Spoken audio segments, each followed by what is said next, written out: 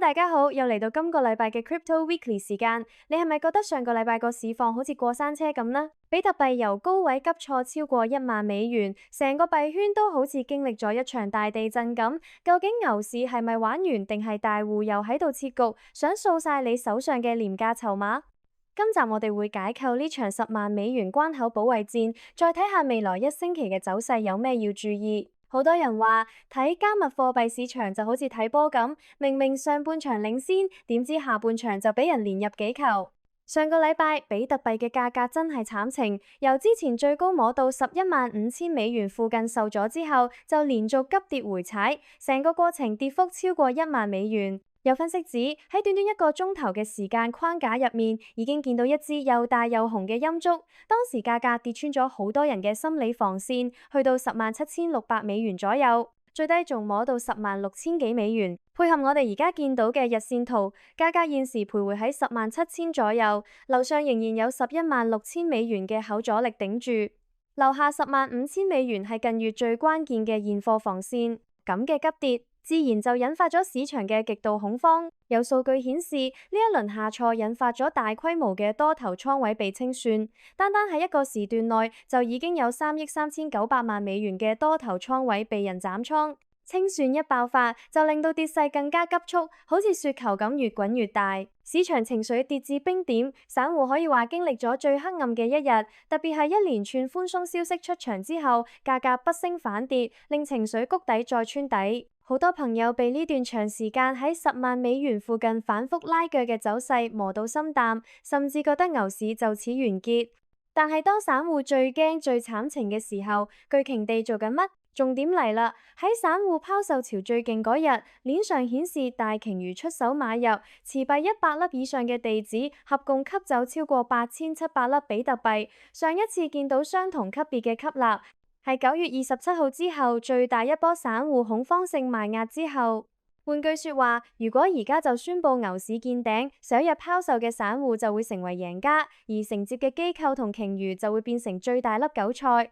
喺華爾街深度介入嘅市場，呢個劇本出現嘅機率並唔高，所以巨鯨買散戶沽呢個背馳信號非常值得我哋密切留意。講返技術面，首先係比特幣，圖上而家最實際要睇住嘅係106500美元呢條個位。過去幾次觸及呢度，都彈出介乎4.5%至接近9%嘅反應。一旦今明兩日嘅收市 K 能夠守喺呢個帶上面，多頭仍有力保持高底結構。不過短線其實已經形成高底，同時配合低頂嘅收斂。若果收盤壓喺106900美元之下，短期偏空嘅解讀會加重，再失手，市場好易直線測試100000美元心理關，甚至甩落99900、98000到97000美元呢個極佳吸納區。長線角度，50週移動平均線仍然係牛熊分水嶺，只要週線冇實體貫穿，長牛框架唔改，日線200天移動平均線目前係下穿狀態，但歷史上喺200天線下盤整幾個禮拜亦屬常見。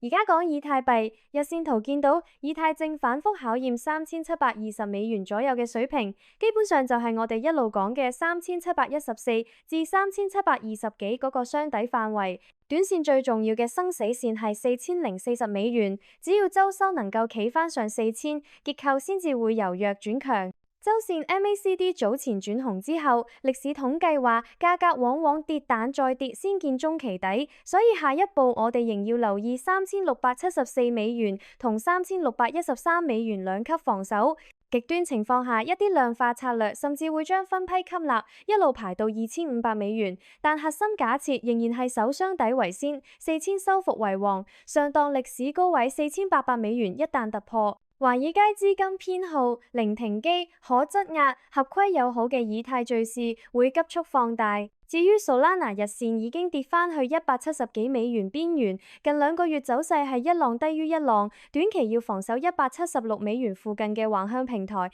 一旦放量失守，就易回廠剩下密集成交區，更加印證大幣抗跌、細幣放大波動呢條鐵律喺回調市入面點解咁殘酷。再加上多隻山寨本週有大規模解鎖，好似某啲新幣解鎖比例接近16%至17%，供給掣肘會持續抽乾板塊流動性。除咗以太、Solana、BNB 呢啲主鏈級別資產，細幣長揸風險唔可小覷。宏觀層面，11月一向有季節性順風，傳統市場自1929年以嚟11月有60%嘅機會上升。如果關於關稅訴訟嘅法庭消息向好，長期不確定性降低，有機會同寬鬆預期一齊為風險資產提供背書。但要記住，即使美國撤除關稅，決策層可能有其他稅務或者監管補位，所以消息面仍然會反覆。將以上拼埋嚟講，短線壓力仍然存在。比特幣嘅上升結構比上週大陰燭破壞咗一截，現價距離$105,000支撐唔算遠。任何再度放量下插都會考驗$106,500同$100,000兩道關口。不過機會亦正在醞釀，散戶極端拋售對應巨鯨大手吸納，配合交易所儲備持續下降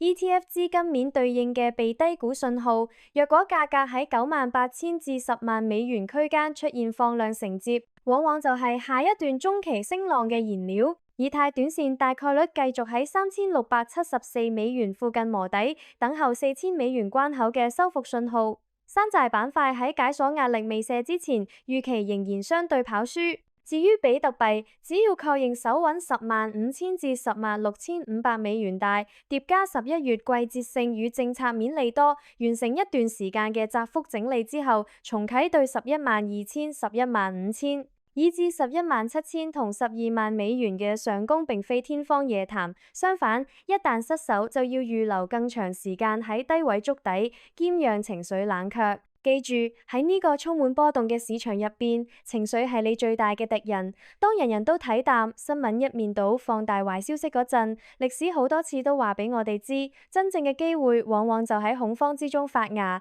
保持紀律，分段部署，嚴守風控，下一次浪尖先由你份。多謝大家收睇，我哋下集再見啦，拜拜。